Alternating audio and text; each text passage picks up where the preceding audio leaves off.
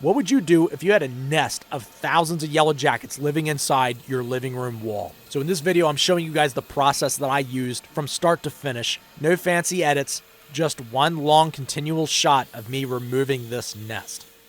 Enjoy.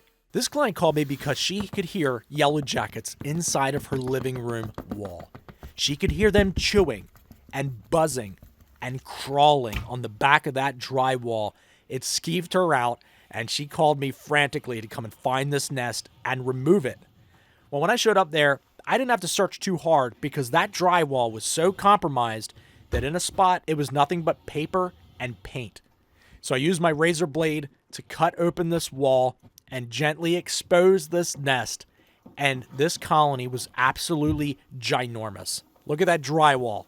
It is chewed down to the paper. And I get asked a lot, well, when you cut open this wall, aren't yellow jackets getting all into the space? Yes, that is a part of the process. I close off myself in a room with this nest, and I open up the cavity, and yes, yellow jackets are going to come into the living space. That's just the way it goes. But you'll notice here, you can even slow this down, and I challenge you to slow it down. You can see the yellow jackets coming out of the cavity, going right to my face, attacking, and then flying back to the nest. So there's just as many flying back to the nest as there are ones flying out.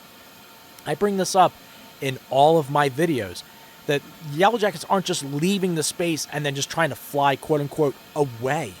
They're flying to attack me. That's what they know to do. They are solely dedicated to this nest. So they come out, they attack me, and guess where they go? Back to the nest. Now, the other ones that are coming out are flying to the windows. They're attracted to the light. It's just like that scene in A Bug's Life when the one, I think it's a mosquito, flies towards the light, and the other one's like, don't go towards the light, Harry. He's like, I can't help it. It's too beautiful. You know, that is what's happening here. It's almost like they can't help themselves, like any other insect. Yellow jackets are no different. They come out and they fly to the lights. Well, my flashlight is sitting on a piece of furniture aimed right towards that wall. So yeah, they're coming after me. They know me. They know that the CO2 that I'm breathing out, that's a target for them. So they're flying to my face, but they're also attracted to the light. So they're going right to the light, and they're going right to the windows. Now, normally I have two vacuums set up. I have one outside right at the entranceway collecting the ones coming back from foraging. Because yeah, there's thousands of yellow jackets out foraging. But it was raining this day, it was downpouring, and I wasn't going to have my electric vacuum, out in the rain collecting for returning foragers. They were actually entering into this wall cavity through an exterior light behind the escutcheon. So they were getting behind that escutcheon, behind the siding, and past the exterior sheathing into that wall cavity. And people ask that all the time. How are these nests built inside of the wall cavity? How are they getting into that space? Well, the problem is that siding and soffit, they are not sealing anything. The sheathing behind it is what is supposed to be sealing your wall cavities. But in some cases, when they cut out these holes to put these light fixtures through, or when soffits just put up over top of rafters or over top of trusses, they're not sealing anything. They're just decorative. So nobody seals any of this stuff, and then yellow jackets find their way into these cavities, and they make these massive nests. Another thing is people ask, well, how did the client not know? Why didn't they call before this nest got to be this big? Well, for a couple reasons. One, they had no idea this was happening. In the early spring, this is started by one queen. So unless you're standing outside your house staring at one particular point and watching to see if anything comes out from behind the light escutcheon, you'd have no idea that there's a nest in there until there's thousands of yellow jackets in a colony, and it's just like an airport. And it's literally like almost overnight. It's like you'll see a couple coming and going here and there, and then the next day it's like an airport because so many hatch out at one particular time, and they just start pouring out of that nest cavity to go forage. So that's a part of my process here. As far as foragers are concerned, there's thousands of them out foraging at this particular moment. They have no idea that I just opened up this cavity and exposed this colony and nest. They have no idea. So as I'm removing all the ones inside the cavity, like all these ones just pouring out from inside of that cavity, as they're doing that, ones are coming back from foraging, entering the space, and they're like, WTF, what is happening in here? And then they fly out into the room to try to attack me. It's like instant. Once they know something's affecting the nest, They come out to attack. So over the course of the next 20 minutes or so, just the part of my process is just to continue mitigating the numbers by vacuuming everybody up. I'm not just holding the vacuum at the nest. You'll see me go to the light and vacuum off of there. You'll see me go to the window and vacuum off from there. And I just keep doing that process over and over again until the numbers dwindle down, and then it's time to start pulling the nest out of the wall cavity. But it's so wild when I'm removing these nests that every yellow jacket has a job. So the ones that it came out the second I opened up that cavity, that's their role. That's their initial response, to attack anything that's affecting the nest. But ones will stay in between the layers of comb, and they will not leave. It's not like they aren't the attackers. It's an evolutionary aspect to yellow jackets. If everybody left the nest at the exact same time to go after a threat, then that's a potential that the entire colony would die all at once. So if that threat wasn't going to actually get to the nest, there's no point in everybody leaving the nest all at the same time. So you'll notice that when I pull this nest out, if I break apart layers of comb, then ones will fly out from between the layers and attack then. So it's almost like their attack process is in stages, not all at once. Even though you'll get a lot of them in the very beginning coming out and attacking, a lot of them still stay behind and stay in between the layers of comb to defend the comb itself. There's also 3 main structures to a colony as far as the individuals are concerned. You have the reproductive queen. So reproductive is also a term for the queen. In the very beginning, when she hatches out of the comb, she's not really a queen yet, even though we identify her as a new queen, quote unquote. But she's actually, a better name for her is a reproductive. So there's a reproductive, or aka a queen, and then you have a sterile female worker, and then you have a male, or male reproductive. So reproductive refers to both a queen and a male. But the queen is the reproductive female in the colony. So the males don't do anything in the colony. They're total freeloaders. They hatch out, they hunker in the nest until it's time to mate with the new queens or reproductives, and then they fly out, they do that, and they die. I mean, typical. Am I right, ladies? But as far as the sterile females are concerned, their main role is to switch roles. So when they hatch out, they're nursery workers. They come out of the comb after hatching out as an adult. Their entire life they were a larva. Then all of a sudden they go through metamorphosis, they turn into a sterile female. They hatch out and they know to tend to other larvae. It's incredible. They never had legs before. They never had antennae before, wings, abdomens, nothing. They never had any of that. They hatch out, all of a sudden they have all these new tools, and they just start, oh, okay, well, I guess my role is to take care of other larvae. It's amazing. But look at the size of this nest. This thing was ginormous and just packed with larvae, pupae, and plenty of potential for new adult workers to come out and contribute to this colony. So when I talk about these nests and I say that there are thousands of yellow jackets, or I put a number on it and I say there's 5,000 or 7,000 or 10,000, I'm not just using those numbers as a sensational title or something, or a sensational thumbnail. That is genuinely my estimate as to how many are inside these colonies. Because there are literally thousands upon thousands of comb cells. So all those individual cells would become new yellow jackets. So if you want to challenge yourself again, pause this video where you see the comb, where you see the open holes, and just count just the ones on that one particular comb patty. And you can count thousands within like several square inches.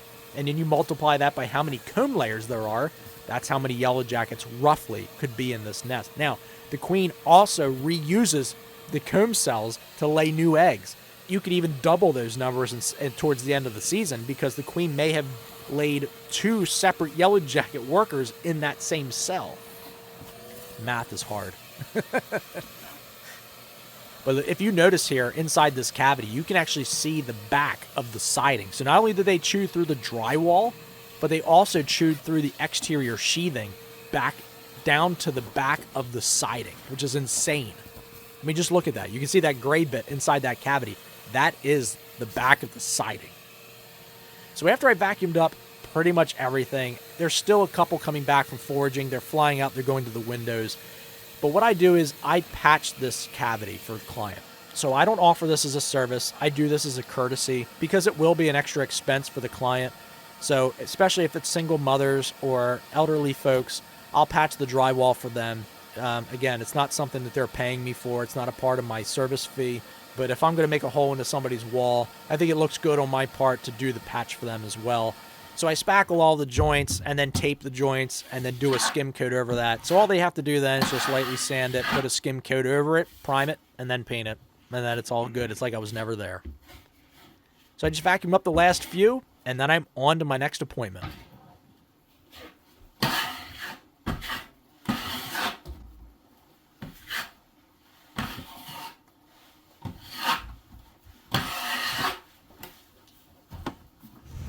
Dump out the vacuum.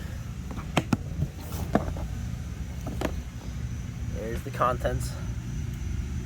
Everybody asks, show me inside the vacuum. Show me inside the vacuum. Alright, there it is. Dump it out, punk.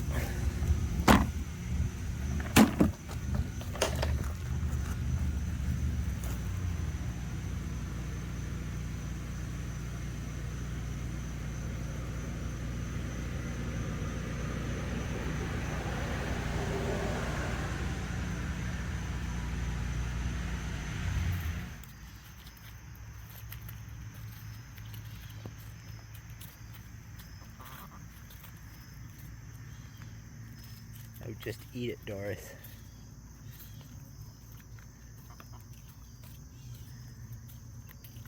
Come on.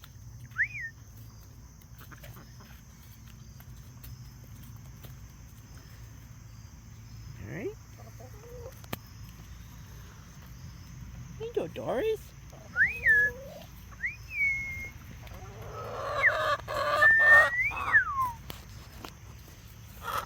All right, enjoy your nest, birdie. Quiet, quiet, birdie. Oh, hey there, birdie.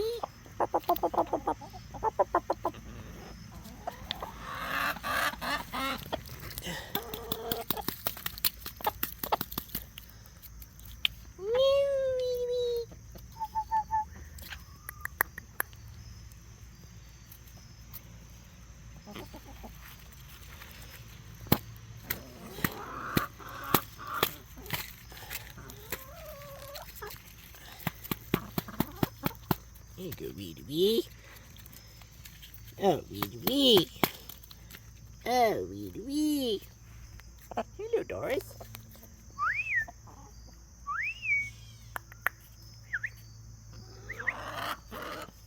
Oh, Rhea-the-Rhea.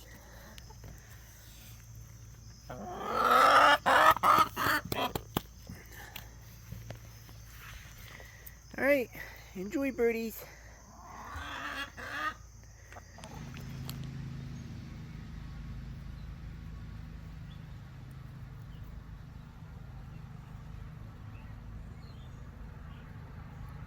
Oh, ground squirrel.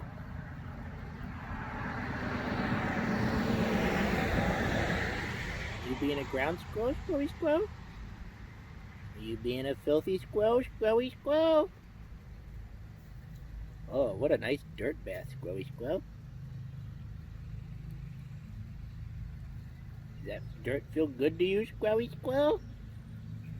Does that dirt feel good to you, squirrely squirrel?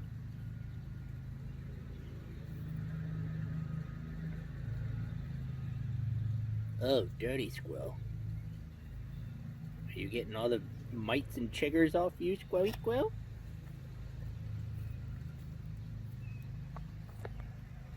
Is that sure you something you want to do, Giblet?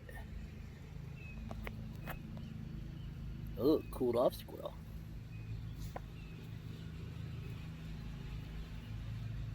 Hey, squirrel, squirrel.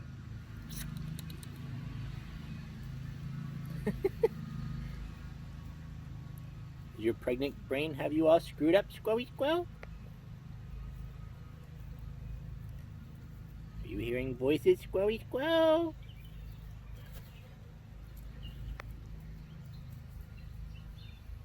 Oh, prairie dog squirrel. Oh, prairie squirrel.